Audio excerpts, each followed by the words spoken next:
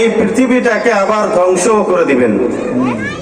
এই পৃথিবী যেরকম ভাবে সৃষ্টি হয়েছে এই পৃথিবী আবার অনুরূপ ভাবে ধ্বংস হয়ে যাবে, শেষ হয়ে যাবে। তো পৃথিবী যেই দিন শেষ হয়ে যাবে, ধ্বংস হয়ে যাবে, সেই দিন আল্লাহ পাক রব্বুল আলামিন আমাদের কাছ থেকে হিসাব নেবেন। আল্লাহ পাক রব্বুল আলামিন আমাদের কাছ থেকে হিসাব নেবেন, বান্দা দুনিয়ার ভিতরে আমি আল্লাহ পাক রব্বুল আলামিন তোমাদেরকে যে হায়াত দিয়েছিলাম, হায়াত কোন পথে ব্যয় করেছো, কোন কাজে লাগিয়েছো?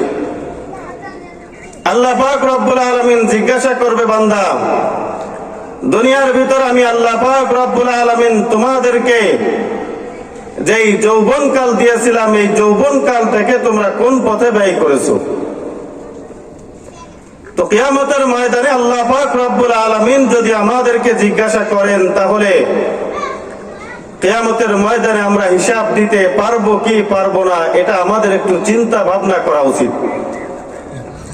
এজন্য আল্লাহর নবী সাল্লাল্লাহু আলাইহি ওয়াসাল্লাম হাদিসের মধ্যে ইরশাদ করেন, হাসিবু ক্বাবলা আন তুহাসাবু।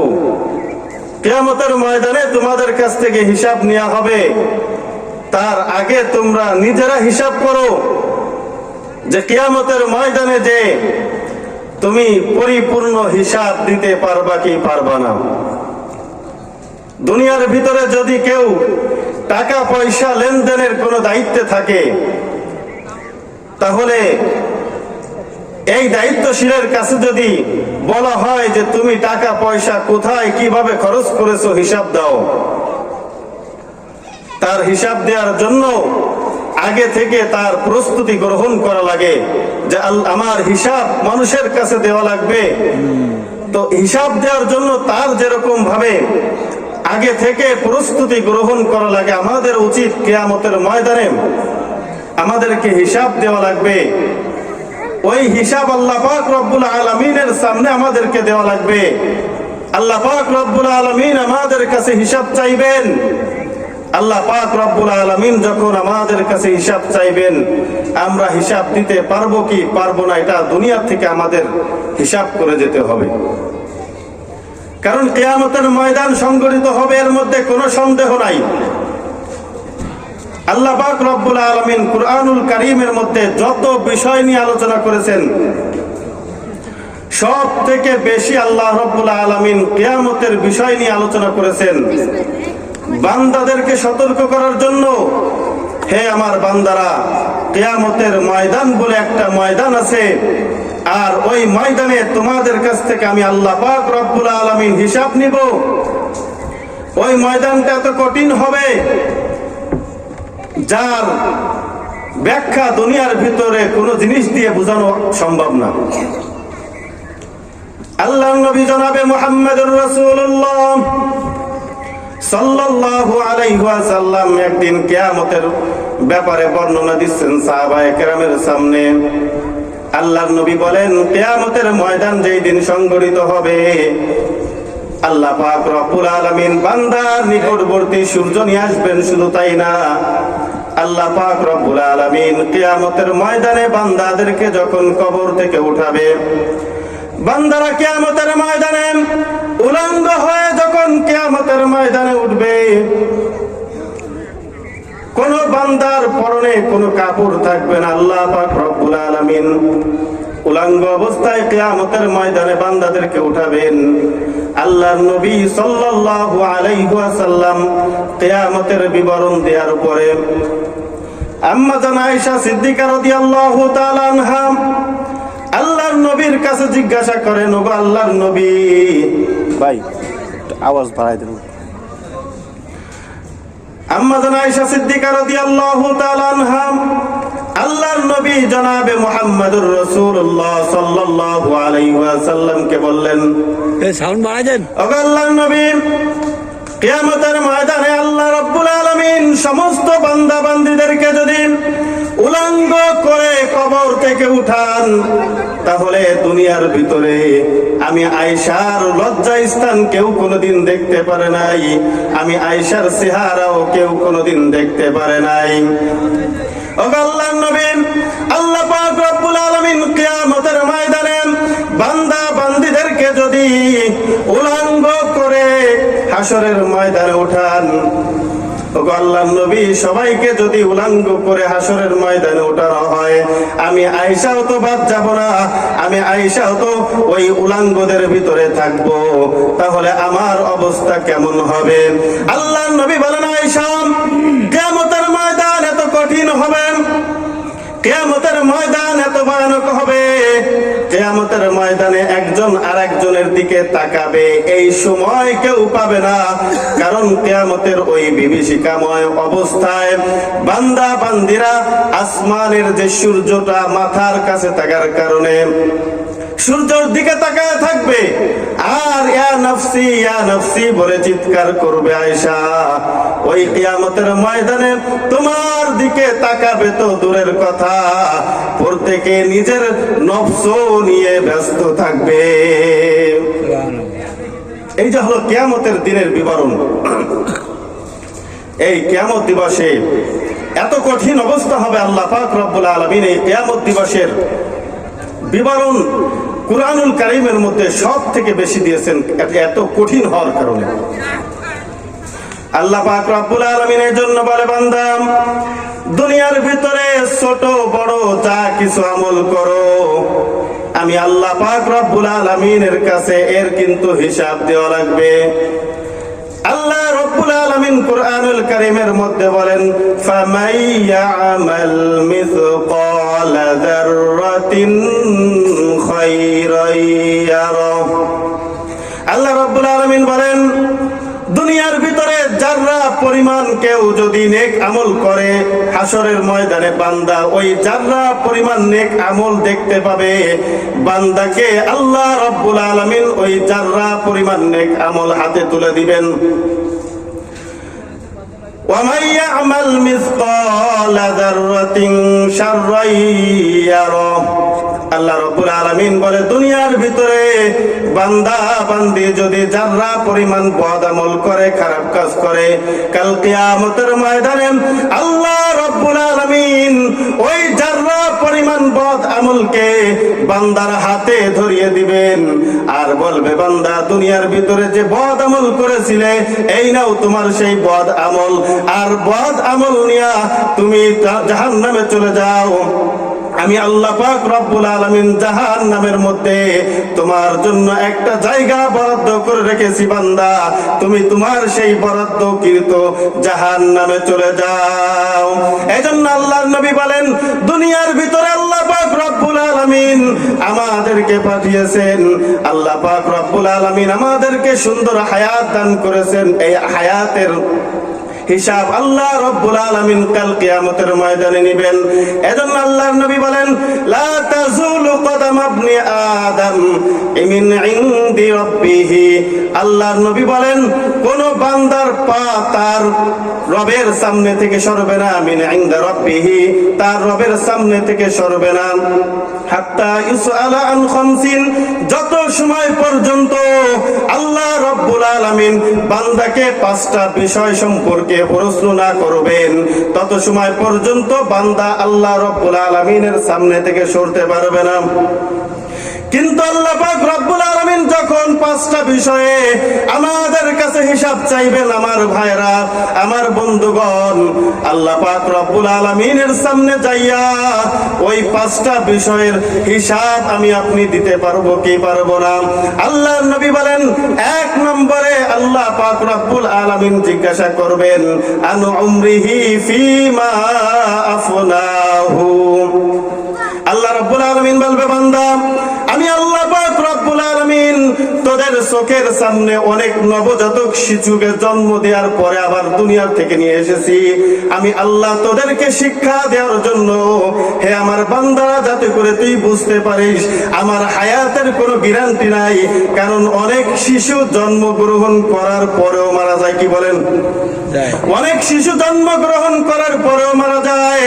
আবার অনেকে যৌবন কাল কেবল শুরু হয়েছে, কেবল মাত্র বালেগ হয়েছে, এমত অবস্থায় অনেকে মারা যায়। আবার অনেকে বৃদ্ধ হয়ে যায়। আল্লাহ পাক রব্বুল আলামিন বলে, বান্দা, আমি তোকে যেরকম ভাবে দুর্বল সবল করে দুনিয়ার ভিতরে সৃষ্টি করেছিলাম। তুই হাঁটতে পারতি না, তোর হাত ধরে হাঁটানো লাগতো। তুই খাইতে পারতি না, তোকে গালে উঠায়া উঠায়া খাওয়ানো লাগতো। আমি আল্লাহ পাক রব্বুল আলামিন এমন একটা বয়সে তোকে আবার নিয়ে যাব, তুই হাঁটতে পারবি না, তোর হাত ধরে হাঁটানো লাগবে। তুই খাইতে পারবি না, তোকে গালে উঠাইয়া খাওয়ানো লাগবে। হে বান্দা, তুমি দুনিয়ার ভিতরে যাইয়া 60 বছর 70 বছরের হায়াত পাইয়া তুমি অহংকার করো, তোমার ভিতরে বড়ত্ব ভাব চলে আসে, তুমি ক্ষমতার বাহাদুরি দেখাও, তুমি সম্পদের বাহাদুরি দেখাও, তুমি টাকা পয়সার বাহাদুরি দেখাও। কিন্তু আমি আল্লাহ পাক রব্বুল আলামিন তোমাকে যখন টান দিব বান্দা, এক মুহূর্তের জন্য তুমি আর দুনিয়ার ভিতরে থাকতে পারবা না। আল্লাহ যখন টান দিবে, একজন বান্দার জন্য আর দুনিয়ায় থাকার সুযোগ হবে না। এজন্য আল্লাহ পাক রব্বুল আলামিন বলেন, ইযা জাআ আজালুহুম লা ইস্তাখিরুনা সাআতাও ওয়া লা ইস্তাকদিমুন।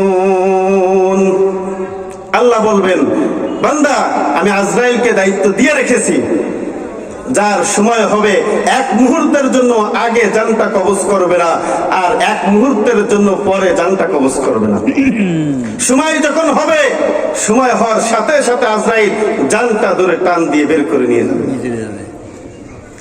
এজন্য আল্লাহ রাব্বুল আলামিনের যে আয়াত আমি তেলাওয়াত করেছি, এই আয়াতের মধ্যে আল্লাহ পাক রব্বুল আলামিন বলে, বান্দা কিয়ামতের ময়দানে আমি আল্লাহ তোমার কাছ থেকে হিসাব নেব। ওই হিসাব নেওয়ার আগে নিজে নিজে হিসাব করো, আমি দুনিয়ার ভিতরে কি করেছি আর কি করি নাই। আল্লাহ রাব্বুল আলামিনের সামনে যাই আমি হিসাব দিতে পারবো কি পারবো না? আল্লাহ পাক রব্বুল আলামিন আনু উমরিহি ফিমা আফনাহু, এক নাম্বার বলবেন, বান্দা হায়াত দিয়েছিলাম, হায়াতটাকে কোন কাজে ব্যয় করেছো। দুই নম্বরে আল্লাহ পাক রব্বুল আলামিন বলবেন, ওয়া আন শাবাবিহি ফিমা আবলাহু। তিরমিজি শরীফের মধ্যে আল্লাহর নবীর এই হাদিসটা বর্ণিত আছে। আল্লাহ পাক রব্বুল আলামিন এবার জিজ্ঞাসা করবে, বান্দা আমি যৌবনকাল দিয়েছিলাম, যৌবনকাল কোন রাস্তায় ব্যয় করেছো? আমার এখন যৌবনকাল, ও আমার যুবক ভাইরাম, যৌবনকাল আছে যেখানে মেলা মিলেছে, যেখানে বাজার মিলেছে, ওই জায়গায় ঘুরে ঘুরে যদি আপনি আপনার যৌবনকালটাকে কাটায়া দেন, বাজারে ঘুরে ঘুরে ওইখানে যদি আপনি আপনার যৌবনকাল থেকে কাটায়া দেন, ও আমার যুবতী বোনেরা, আজকে মাহফিল কোরআন এবং হাদিসের আলোচনা হবে, হক্কানি উলামায়ে কেরাম এখানে আসবে। আজকে আপনাদের হাতে ধরি, আজকের জন্য হলো আপনারা কেউ বাড়ি থেকে বের হবেন না, কারণ আজকে রাস্তা দিয়ে হাঁটা চলা করবেন। আমার যুবক ভাইয়েরা আপনার দিকে তাকাবে, আমার যুবক ভাইদেরও গুনাহ হবে, আপনারও গুনাহ হবে। এখানে উলামায়ে কেরাম আসবেন, যুবক মানুষ, যুবকদের ভিতরে আল্লাহ পাক রব্বুল আলামিন একটা আকর্ষণ দিয়েছেন। কি বলেন? একটা আকর্ষণ দিয়েছেন। মেয়েরা যদি রাস্তা দিয়ে ঘুরে, যুবকরা ময়দানে তো আসবে না। যুবকদের মনে চাইবে রাস্তায় যাই, অনেক ভালো লাগবে। এজন্য আল্লাহ পাক রব্বুল আলামিন শুধু পুরুষদের নাম, কিয়ামতের ময়দানে মেয়েদেরকেও জিজ্ঞাসা করবে। আল্লাহ বলবে, হে আমার যুবক বান্দা বান্দিরা, আমি আল্লাহ পাক রব্বুল আলামিন যৌবনকাল দিয়েছিলাম।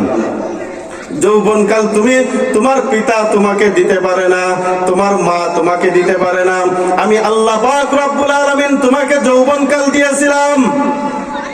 হে বান্দা বান্দি, তুমি আমি আল্লাহ পাক রব্বুল আলামিনের কাছে কোনোদিন দরখাস্ত করো না, ওগো আল্লাহ দুনিয়ার ভিতরে পাঠায়া নাবালেগ থাকা অবস্থায় আবার দুনিয়া থেকে নিয়ে এসো না, আমাকে দুনিয়ার ভিতরে হায়াত দিও, আমি যেন হায়াত অনুযায়ী দুনিয়ার ভিতরে চলতে পারি, ঘুরতে পারি, এই তৌফিক দিও।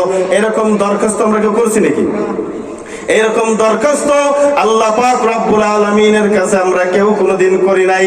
এরপরও আল্লাহ পাক রব্বুল আলামিন আমাদেরকে দিয়েছেন, আল্লাহ পাক রব্বুল আলামিনের দেওয়া এই নিয়ামত যৌবনকাল, এই যৌবনকালটাকে যদি আমি আপনি আল্লাহর জন্য ব্যয় করতে পারি, আল্লাহ পাক রব্বুল আলামিন বলবে, আমার এই বান্দা যৌবনকালে কোনোদিন নামাজ ছাড়ে নাই, আমার এই বান্দা বান্দি যৌবনকালে কোনোদিন রোজা ছাড়ে নাই, আমার এই বান্দা বান্দি যৌবনকালে কোনোদিন গুনার কাজ করে নাই, আমার এই বান্দা বান্দি যৌবন জীবনকালে কোনোদিন মানুষের সাথে ধোঁকাবাজি করে নাই।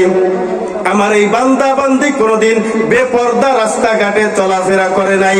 এইরকম গুণ, এইরকম আখলাক যদি আমার আপনার ভিতরে অর্জিত হয়ে যায়, আল্লাহ পাক রব্বুল আলামিন বলবে, আমার ফেরেশতারা দুনিয়ার ভিতরে আমার এই বান্দা বান্দি কোনোদিন অশ্লীল কাজে লিপ্ত হয় নাই, সুতরাং আমি আল্লাহ রব্বুল আলামিন ফয়সালা করে দিলাম আমার বান্দা বান্দিদেরকে জান্নাতে নিয়ে যাও। বলেন সুবহানাল্লাহ। আমরা চাই না যে আল্লাহ হিসাব চাইবে না, হিসাব চাওয়া ছাড়াই আল্লাহ পাক রব্বুল আলামিন বলে, যা বান্দা জান্নাতে চলে যা। এই দুনিয়ার কোন গ্যারান্টি আছে? এইখানে যারা বসেছেন একটা জানাজা পড়ে আসছেন, কি বলেন? এই মাত্র একটা জানাজা পড়ে আসলেন, আল্লাহ পাক রব্বুল আলামিন বলে, বান্দা তোর সামনে থেকে তোর পিতাকে নিয়ে যাব, তোর সামনে থেকে তোর মাকে নিয়ে যাব, তোর সামনে থেকে তোর বোনকে নিয়ে যাব, তোর সামনে থেকে তোর ভাইকে নিয়ে যাব, তোর সামনে থেকে তোর পাড়া প্রতিবেশীকে নিয়ে যাব, তোর সামনে থেকে আমি আল্লাহ তোর আত্মীয় স্বজনকে নিয়ে যাব। এটা নিয়ার ধারাবাহিকতা কেন? হে বান্দা, তোকে শিক্ষা দেই, হে বান্দা, যাতে করে তুই দুনিয়ার ভিতরে আমি আল্লাহর নাফরমানি না করিস। কারণ আল্লাহ পাক রব্বুল আলামিনের ইবাদত করার জন্য, আল্লাহ পাক রব্বুল আলামিনের ইবাদত করার জন্য যথেষ্ট পরিমাণ মাখলুক আল্লাহ সৃষ্টি করেছেন, কি বলেন? ফেরেশতা। আল্লাহ পাক রব্বুল আলামিন অসংখ্য ফেরেশতা সৃষ্টি করেছেন। কত ফেরেশতা এর কোনো সংখ্যা নাই। তবে বুঝার জন্য হাদিস শরীফের ভিতরে আসছে, কাবা শরীফ যেখানে অবস্থিত ঠিক ওই বরাবর একটা মসজিদ আছে, আর একটা মসজিদ আছে, সেটার নাম হলো বাইতুল মামুর। বলেন সুবহানাল্লাহ। ওই বাইতুল মামুরে ফেরেশতারা তওয়াফ করে, যেরকম কাবা শরীফে আমাদের হাজী সাহেবরা তওয়াফ করে। ওই বাইতুল মামুরে ফেরেশতারা তওয়াফ করে। হাদিসের ভিতরে আসছে এবং তাফসীরের কিতাবের ভিতরে লেখা হয় যে ওই বাইতুল মামুরে প্রতিদিন 70,000 ফেরেশতা তওয়াফ করে। আর একদিন যেই ফেরেশতা তওয়াফ করার সুযোগ পায়, কিয়ামত পর্যন্ত এই ফেরেশতা আর কোনোদিন তওয়াফ করার সুযোগ পাবে না। বলেন সুবহানাল্লাহ। তাহলে ফেরেশতা 1000 না 2000? অগণিত ফেরেশতা আল্লাহ পাক রব্বুল আলামিন সৃষ্টি করেছেন। তারা সর্বদা আল্লাহর সিজদায় নিয়োজিত, তারা সর্বদা আল্লাহর ইবাদতে নিয়োজিত। এখন আমার আপনার নামাজের দরকার আছে আল্লাহর। আমি নামাজ পড়লে আল্লাহর সম্মান বেড়ে যাবে, আর আমি নামাজ না পড়লে আল্লাহর সম্মান কমে যাবে, এরকম নাকি? আমি আপনি যদি আল্লাহর ইবাদত না করি, আল্লাহর কিছু আসে যায় না। আমি আপনি যদি ইবাদত না করি, তাহলেও আল্লাহ পাক রব্বুল আলামিনের কিছু আসে যায় না। আল্লাহ বলে, বান্দা তুই আমল করবি তোর নিজের জন্য, তোর আখিরাত ভালো হবে। বান্দা তুই, আল্লাহ বলেন, বাল তুসিরুনাল হায়াতাদ দুনিয়া ওয়াল আখিরাতু খায়রু ওয়া আবকা। আল্লাহ বলে, বান্দা তুই দুনিয়াকে প্রাধান্য দিস, কিন্তু আমি আল্লাহ পাক রব্বুল আলামিন এই দুনিয়ার ধ্বংস হওয়ার পরে এমন একটা জগতের ব্যবস্থা করেছি, এমন একটা আখিরাতের ব্যবস্থা করেছি, যেই আখিরাতের শুরু হবে কিন্তু কোনোদিন শেষ হবে না। ওই আখিরাতের ভিতরে বান্দা যদি জান্নাতি হতে পারো, তাহলে চিরস্থায়ী নিয়ামত তুমি পেয়ে গেলে। আর তুমি যদি ওই আখিরাতে জাহান্নামী হয়ে যাও, কিয়ামতের ময়দানে আল্লাহ রব্বুল আলামিন যদি তোমার ব্যাপারে ফয়সালা দিয়ে দেয়, বান্দা তুই জাহান্নামী, তাহলে তুই চিরস্থায়ী একটা বিপদের মধ্যে পড়ে গেলি। এজন্য ওই আখিরাত উত্তম, দুনিয়ার কোনো ভ্যালু নেই। আজকে আমি আপনি এইখানে আসছি, এইখান থেকে আবার সহি সালামতে যে বাড়িতে যাব কোনো সম্ভাবনা আছে না। এজন্য কোনো গ্যারান্টি নাই। এজন্য আমি যেটা বলতেছিলাম, আল্লাহ বলবেন, ওয়ান শাবাবিহি ফিমা আবলাহু। আল্লাহ রাব্বুল আলামিন বলবে, বান্দা তোকে যে যৌবন কাল দিয়েছিলাম, এই যৌবন কালটাকে তুই কোন পথে ব্যয় করলি, আমি আল্লাহ রাব্বুল আলামিনের কাছে হিসাব দে। সুবহানাল্লাহ। 3 নম্বরে আল্লাহ পাক রব্বুল আলামিন বলেন, ওয়ান মালিহি। আল্লাহ পাক রব্বুল আলামিন মালের ব্যাপারে হিসাব নেবেন। মিন আইনাকতাসাবাহু। আল্লাহ বলবে, বান্দা তুই মাল কোন পথে ব্যয় কোন পথে অর্জন করেছিস, এই মালটা তোর অর্জনটা কি হালাল ভাবে হয়েছে নাকি হারাম ভাবে হয়েছে, আল্লাহ রব্বুল আলামিন আমাকে আপনাকে জিজ্ঞাসা করবে। এরপরে আল্লাহর নবী বলেন, ওয়াফিমা আনফাকাহু। বান্দা অর্জন করেছিস ভালো কথা, এই মালটা তুই খরচ করলি কোথায়? এই জগৎচর মাদ্রাসায় খরচ করেছিস, নাকি কোন গানের বাজনায় খরচ করেছিস, নাকি বেহুদা নষ্ট করেছিস? এই ময়দানে আজকে মাহফিলের আয়োজন করা হয়েছে।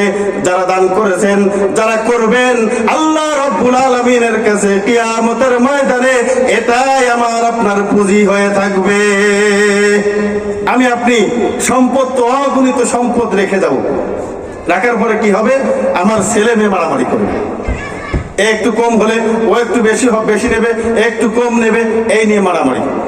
কিন্তু আপনি এই মাদ্রাসার মাহফিলে, এই মাদ্রাসার ছাত্রদের ভালো থাকার জন্য, এই মাদ্রাসার সুন্দর পরিবেশের জন্য আপনি একটা টাকা দান করবেন, আল্লাহ রাব্বুল আলামিন 70 গুণ বৃদ্ধি করে, 700 গুণ বৃদ্ধি করে কাল কিয়ামতের ময়দানে আপনার হাতে ধরায় দেবে। বান্দা, তুই একটা সদকা করেছিলি, নে তোর সদকা তোরতে দিয়ে দিলাম, ওটা আমার দরকার নেই।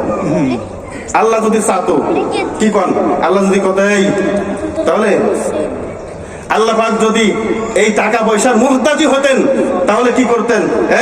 এই জমিন আমি সৃষ্টি করেছি, সবাই ট্যাক্স আমার কাছে পাঠাই দিবে, কি বলতেন? বলতো না? আল্লাহ পাক রব্বুল আলামিনের জমিন ব্যবহার করি, আল্লাহ পাক রব্বুল আলামিনের নিয়ামত গ্রহণ করি, এরপরও আল্লাহ পাক রব্বুল আলামিন আজ পর্যন্ত কোনদিন বলেন নাই বান্দা আমার কাছে বিকাশের অ্যাকাউন্টে কিছু টাকা পাঠাই দে। এরকম কোনদিন আল্লাহ পাক